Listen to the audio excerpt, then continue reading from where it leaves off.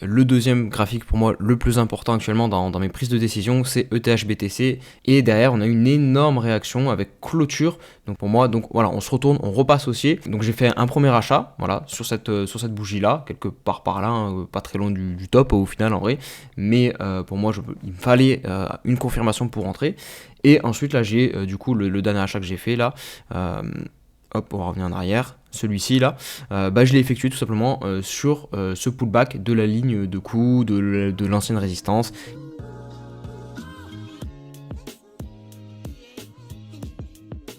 Salut à tous, c'est Joris, j'espère que vous allez bien, que vous avez kiffé la petite intro en mode rétro là sur la dernière vidéo où je vous ai pris en gros un des meilleurs passages de la vidéo pour vous montrer que j'avais raison, voilà, pour flex un petit peu, ça mange pas de pain.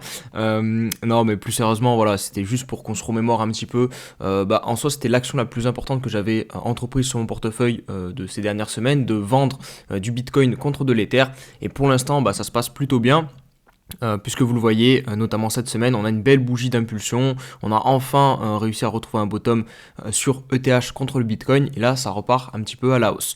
Bon, c'est pas encore vraiment des gains faramineux, puisque j'avais aussi acheté sur ce niveau-là, et j'avais renforcé sur ce niveau-là, donc je dois avoir une moyenne à peu près ici, à la moitié de la bougie, donc en gros j'ai pas gagné grand-chose, mais bon, c'est plutôt bon signe, au moins on n'est pas venu faire un nouveau plus bas. Bref, en attendant, dans cette vidéo, donc on va faire le point sur ma stratégie globale au niveau de mon portefeuille. Je vais vous montrer à combien j'en suis sur mon portefeuille crypto. Vous allez voir, on a franchi un petit nouveau cap symbolique au niveau de la somme. Et puis voilà, je pense que ça sera pas trop mal. Si la vidéo vous plaît, la petite série voilà, où je vous partage mon portefeuille que je fais sur ma chaîne YouTube, n'hésitez pas à mettre un like, voilà, ça soutient, surtout que je sors pas énormément de vidéos, donc il faut booster l'algorithme, donc mettez des likes, des petits commentaires, et pour ceux qui sont pas encore abonnés, n'hésitez pas à le faire pour ne pas rater les prochaines vidéos. Allez, on va commencer directement la vidéo donc en parlant de mon portefeuille, puisque c'est quand même ça qui va drainer mes prises de position sur le marché, mes stratégies, donc on commence par le commencement. Donc j'ai actuellement 31 459 €, ça représente 0,66 BTC.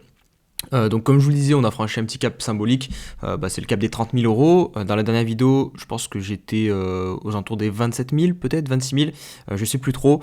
J'ai fait un bon petit bond là sur mon portefeuille, pour plusieurs raisons. Déjà le marché qui a continué de monter, voilà, j'ai swappé notamment du BTC en ETH qui a très bien performé. On est, je crois que d'ailleurs aujourd'hui au moment où je tourne la vidéo, on repasse au-dessus des 3 000 $ sur l'Ether. Donc voilà, tout ça aide, mais ce qui m'a aussi beaucoup aidé, c'est cette nouvelle ligne. Il me semble, hein, j'espère, je dis pas de bêtises, j'ai pas pensé à vérifier sur la dernière vidéo, mais j'avais pas eu encore l'airdrop de Dimension avec son token le DIM, et j'ai reçu, je crois que j'avais 350 DIM, là il m'en reste actuellement 223, donc globalement j'ai reçu un airdrop d'une valeur de entre 2000 et peut-être 3000 €. Selon quand je l'ai vendu, parce que j'en ai vendu une première partie, et ça on va basculer directement sur le graphique. Voilà, ce sera la première partie de la vidéo, on va parler de cet airdrop comme ça. Donc hop, voilà le graphique de Dimension. Donc je vais zoomer un petit peu histoire que vous voyez un petit peu mieux. Donc voilà, là ça a été le listing, et moi je crois que j'ai vendu mes 100 premiers DIM aux alentours des 5 $, donc ça m'a fait 500 $. D'ailleurs j'ai hold le reste. Ici j'ai revendu une trentaine de DIM, je crois à peu près, tout simplement parce que voilà, ici on avait latéralisé, range, on casse le range, d'ailleurs on construit juste au-dessus de la résistance et on réintègre. Là on vient en plus la revalider comme résistance, bref on a réintégré un range, ça c'est pas bullish, et en général quand on réintègre un range, on va chercher la borne opposée. On est venu chercher la borne opposée, mais là on a fait même pire, puisqu'on a cassé sous le range, donc on a vraiment un gros range ici, et là on a cassé sous le range. Donc je suis pas hyper bullish sur DIM.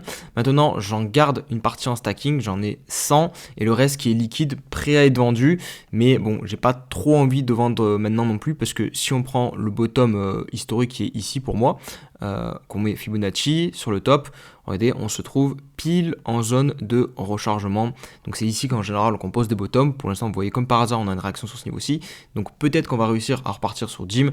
Voilà, je me dis que là, cette narrative airdrop avec Celestia notamment, Celestia aussi qui corrige un petit peu, si je dis pas de bêtises, voilà, on est à 16 $ sur Celestia alors qu'on a eu un top à 20. Donc voilà, je pense que ça souffle un petit peu, il y a une respiration de marché sur ces tokens-ci, mais je ne pense pas que, voilà, que cette narrative soit terminée, donc je conserve encore mes dîmes.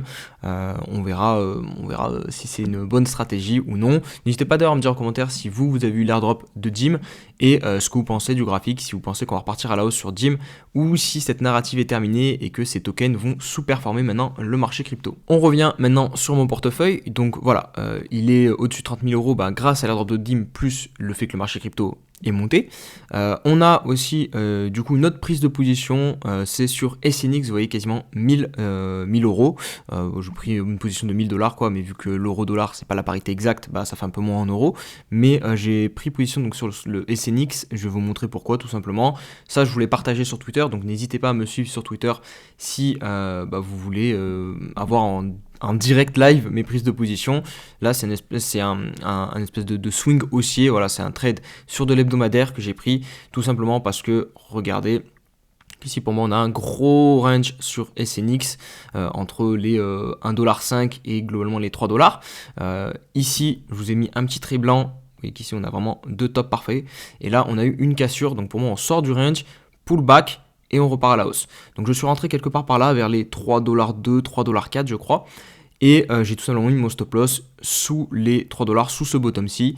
Donc je joue, vous voyez ici, avec l'espérance de gain.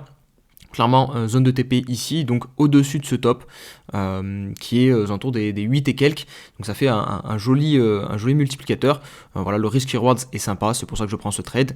On verra si ça passe ou non, mais voilà, je tente le coup. Pourquoi cette zone aussi est intéressante? Je pense que c'est le premier arrêt tout simplement, voilà, 0,382, on a le 0,236 qui est aussi ici, mais 0,382 de Fibonacci de en gros toute cette baisse. Donc vous prenez le top, le bottom. Donc si le marché retrace, souvent dans une tendance, qu'elle soit baissière ou haussière, on retrace vers les 0,382, donc il y a des chances qu'on vienne chercher cette zone, donc ça serait les 12$. Donc voilà, je prendrai de profit petit à petit dans cette box sur ce trade. Et probablement aussi que je remonterai assez rapidement mon stop loss à break-even, au moins pour ne pas perdre d'argent. Voilà, là je vois que le cours s'envole. Merde, j'ai mis le mode replay, désolé, c'est pas ce que je voulais faire. Voilà, donc j'ai mis... Donc voilà, je pense que je vais remonter mon stop loss. J'ai failli le remonter ici sur ce bottom daily, mais ça je vous le dirai sur Twitter, voilà, quand je remonterai mon stop loss pour ne pas perdre d'argent sur ce trade quoi qu'il arrive, parce qu'une fois que le cours est parti, pour moi voilà, là je vois pas trop d'intérêt de revenir chercher cette zone maintenant. On l'a validé comme pullback, si on revient encore la retester, voilà, ça montrerait de la faiblesse je pense. Donc voilà, c'est soit on part maintenant ou soit le trade je sortirai quoi. On poursuit avec la prochaine ligne de mon portefeuille, c'est donc SUI. Je vous parle pas de Atom parce que Atom, bon, déjà c'est un stablecoin, cette crypto ne bouge plus du tout. Je crois qu'elle est à 10$ depuis un bon petit moment maintenant. Sur Twitter on en rigole pas mal. Mais donc voilà, Atom de toute façon moi c'est un bag que je stack vraiment pour toucher les airdrops et ça fonctionne plutôt bien. J'ai eu Dimension, j'ai eu Celestia, j'en ai eu plein d'autres. C'est un bag qui est largement remboursé. Vous voyez que moi j'ai 1000$ de Atom, rien qu'avec Dim où j'ai récupéré 2000, 3000$. Voilà.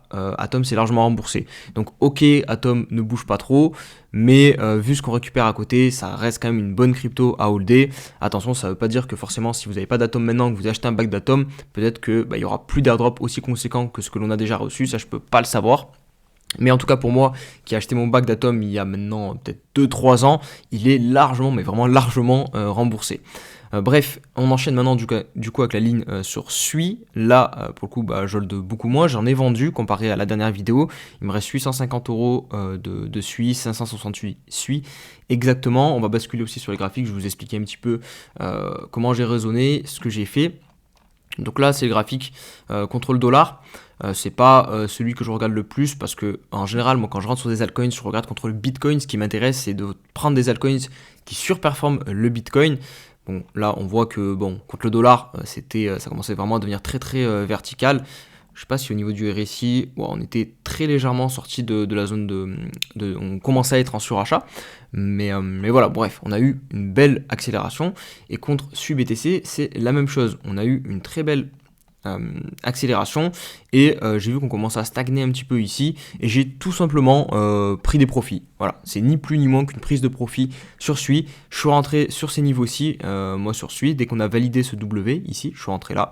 Voilà, je crois que j'ai fait un x2 globalement contre le BTC, voilà, 100%. Donc Bon, je trouve qu'un x2 contre le Bitcoin, c'est quand même très honorable, sachant que le Bitcoin est haussier en ce moment. Donc voilà, contre le dollar, si on prend bottom de suite, alors je sais pas exactement à combien je suis rentré du coup en dollars. Mais bon, si on prend du bottom, SUI nous a fait un plus 400%. Donc voilà, c'est une crypto qui a bien performé. Donc voilà, j'allège uniquement mon bag, voilà, je prends des profits. Voilà, c'est uniquement pour cette raison que j'ai vendu un petit peu des SUI, j'en garde encore, parce que c'est une crypto qui n'a pas connu le bull run, et je pense, et c'est en général ce que nous a montré les précédents bull run, les cryptos qui n'ont pas connu de bull run, en général surperforment les anciennes cryptos qui ont déjà connu des bull run, hormis quelques petites exceptions. Et enfin, dernière ligne, le Flux. Donc lui, je l'avais acheté tout simplement pour monter un node qui ne tourne plus vraiment parce que je galère à le faire tourner. Du coup, je hold encore en position, mais je vais pas tarder à sortir ça aussi. Mais pour l'instant, je la garde, tout simplement pourquoi? Parce que là, bon, c'est un petit peu de la chance parce qu'au final, je suis pas vraiment rentré sur Flux pour ce graphique. Je suis rentré pour le node, comme je vous l'ai dit. Mais regardez le graphique contre le Bitcoin. Là, on est clairement en train de mettre un bottom. Hein. On l'a peut-être déjà posé ici en clôturant au-dessus de cette résistance. Donc pour moi, il y a un beau potentiel de hausse de Flux contre le BTC. Donc c'est pour ça que je hold. Là, petite révers, c'est probablement les 0,382. Voilà, moi c'est souvent ici les objectifs que je vise. Voilà, je vous ai montré ça tout à l'heure sur SNX. Là, ça va être pareil sur Flux. Il y aura peut-être une première zone de TP où j'allégerai selon comment le prix se comporte sur les 0,236. Ici, vous voyez qu'on a eu des tops ici qui sont marqués. Donc, peut-être qu'on va revenir ici pour ensuite dump. Mais sinon, voilà, il y a cette zone-ci, donc la rouge et la verte ici. Donc, ça fait un potentiel de hausse de 50% sur la zone rouge et 100% sur la zone orange, donc les autres 382, donc plutôt intéressant. Donc c'est pour ça que je garde encore mon bac de Flux.